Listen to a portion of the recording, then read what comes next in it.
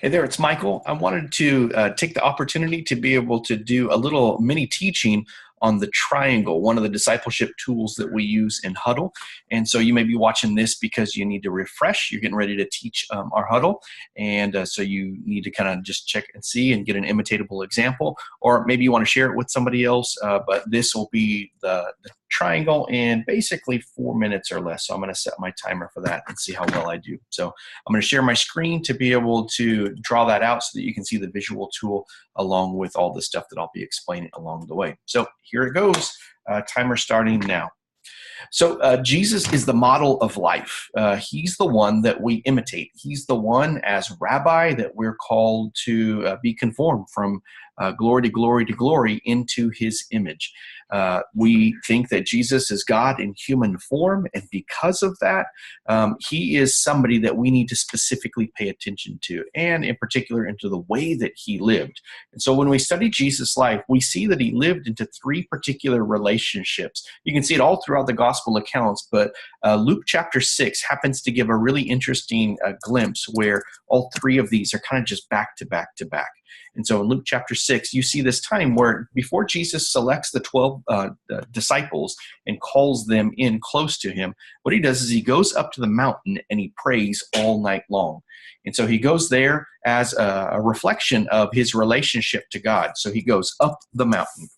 We say that that's an upward relationship that he had to God. That relationship was one of vibrancy, of intimacy. You can see that expressed through prayer, through his understanding of the scriptures, his communication of the scriptures, through like his life of worship and all of the different ways that he lived. And so his upward relationship to God the Father was strong and vibrant, and it was the source of all life that he had.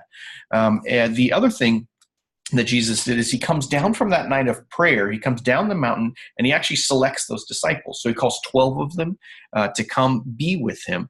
Different gospel accounts talk about how he's to come be with them, how he's called to send them out to do the things that he's done. Nonetheless, there's this direction where the disciples move inward in relationship with him. And so we put that over here, just calling in. And so Jesus had not just upward relationship to God the Father, but he had an inward relationship to the disciples. Again, things like intimacy, vibrancy were components of it, but it also included this part where he was giving his life to them, not just by serving them and doing all those things that he did, but by giving them an example to be able to follow. So he went and did ministry, and he taught the disciples to do that same thing. So that relationship kind of in the church, if you will, in the discipleship community as an inward dimension of relationship. They had access to Jesus that others didn't.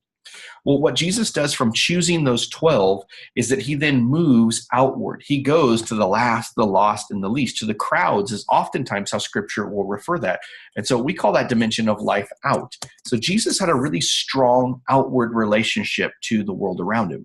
This is where he ministered both through proclamation of the word. He taught. People were amazed at that. Where he fed people, like in the feeding of the 5,000, taking care of them in that direction.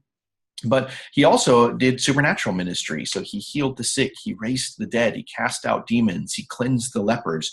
But he had this strong, compassionate, love-filled relationship with those outside of the family of God, and he was drawing them in. So we use a triangle to be able to kind of show these and to be able to depict how they're kind of interrelated.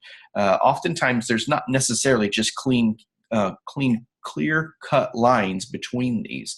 And so Jesus had a strong upward relationship with God the Father, strong inward relationship with the disciples, and strong outward relationship to the world around him. Sometimes what happens in our own lives is that maybe we're not as balanced as what Jesus did. Each one of these in Jesus' life were brilliant and beautiful, an example to be modeled and imitated. There's things in our lives that look like that, but maybe it's only in one or two of the dimensions at any given point. And so maybe for you've got a really strong upward relationship with God right now through worship, through prayer, maybe through being part of a church and all that's happening there. But maybe out is a really weak component. There's not much of an expression from your life out to the world where you don't engage very often with people who are apart from God and are far from him. Or maybe it's that you've got a strong inward relationship with a church community, maybe a small group, and maybe you're actually doing out. You're going and you're serving the poor. You're ministering to people who are far from God, but maybe you're really low and weak in the upward dimension. And so we can use this as a way to be able to evaluate how balanced our lives are. And so that's the triangle that we call it. And again, it's a picture of the life of Jesus living in 3 dimensions, up, in, and out. And it's a great way for us to be able to stay in tune with growing to be conformed to the image of Jesus Christ. Blessings.